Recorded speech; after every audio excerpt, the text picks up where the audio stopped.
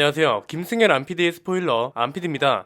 이걸 뭐라고 말씀드려야 할지 모르겠는데 지금 뭔가 좀 이상하게 흘러가고 있습니다. 쌍용차랑 에디슨 모터스 있잖아요. 갑자기 또 이상한 방향으로 가고 있더라고요. 한마디로 이 정도면 쌍용차가 에디슨 모터스를 버린 거 아닌가 이런 생각이 듭니다. 최근에 쌍용차가 이런 보도를 보내줬습니다. 글로벌 전기차 선도 기업인 BYD와 전략적 제휴를 추진한다 이런 내용인데요. 그런데 헷갈리실까봐 확실하게 짚어드리자면 BYD가 쌍용차를 인수한다 이게 아니라요. 기술적으로 제휴를 맺겠다는 겁니다. 이건 확실히 구분하고 넘어가야 하고요. BYD는 많이 들어보셨죠? 중국의 전기차 회사인데 여기랑 갑자기 무슨 제휴를 맺는다는 걸까요? 오늘은 쌍용차가 BYD와 제휴를 맺으면서 에디슨 모터스에는 어떤 영향을 끼칠지, 이에 따라 인수가 더 어려워질 수밖에 없는 이유도 차례대로 나오니까요. 끝까지 집중해서 봐주세요. 오늘은 일부러 결론을 앞으로 빼지 않았습니다. 오늘의 결론을 이해하려면 배경이 정말 중요하거든요. 일단 에디슨 모터스의 근황은 너무 간단하죠. 실사 기간이 모자라다면서 연장을 하더니 실사 이후에는 예상치 못한 추가 부실이 발견됐다는 말을 합니다. 그런데 갑자기 얼마 안 있다가 인수대금을 깎아달라는 얘기를 하고요. 산업은행은 여전히 자금 대출이 어렵다는 입장을 고수하고 있습니다. 평택공장 부지용도 변경에 관련해서는 부동산 이익을 취하기 위한 게 아니냐는 의혹도 있고요. 저도 그렇고 자동차에 관심 있는 분들은 대체 쌍용차를 살릴 만한 기술은 뭐야? 그래서 어떤 신차를 어떻게 만들겠다는 건데? 이런 궁금증을 가지고 있습니다. 자, 일단 여기까지가 에디슨 모터스의 근황이고요. 이걸 머릿속에 그대로 넣은 상태에서 쌍용차의 근황도 보겠습니다. 가장 최근에 코란도 이모션을 공개했죠. 내연기관 코란도 기반의 순수 전기차인데 당연히 반응이 좋지 않습니다. 디자인도 지금의 코란도랑 똑같고요. 전기차 전용 플랫폼이 아닌 건 그렇다 치더라도 스펙도 경쟁력이 떨어집니다. 최대 주행거리가 상온에서 307km, 저온에서 252km라고 합니다. 처음으로 만드는 전기차니까 어떻게 보면 당연하죠. 그리고 지금 한창 개발 중인 게 제이빅입니다. 저희한테도 스파이셔 제보가 엄청 들어오더라고요. 제이빅이 주목을 받고 있는 이유는 간단하죠. 무쏘를 계승하는 차로 알려져 있기 때문입니다. 그래서 이 티저 이미지가 공개됐을 때 많은 분들이 관심을 가졌던 거고요. 그런데 막상 실차가 포착되니까 몇 가지 의문이 생기더라고요. 측면 실루엣은 현행 코란도랑 거의 비슷하고 전고도 무쏘라고 하기엔 너무 낮아 보입니다. 무쏘는 각지고 웅장한 디자인의 특징인데 이렇게 보기엔 그냥 무난한 도시명 SUV 같습니다. 레트로 디자인을 계승한다고 했으면 그랜저 풀체인지 정도의 반응은 나와야 한다고 보거든요. 위장막이 있어도 어딘가 갓그랜저의 냄새가 나잖아요. 그런데 제이백은 글쎄요. 물론 차체를 돌려 쓰는 건 모든 제조사들이 하는 일이기 때문에 코란도 차체를 쓰는 것도 오케이,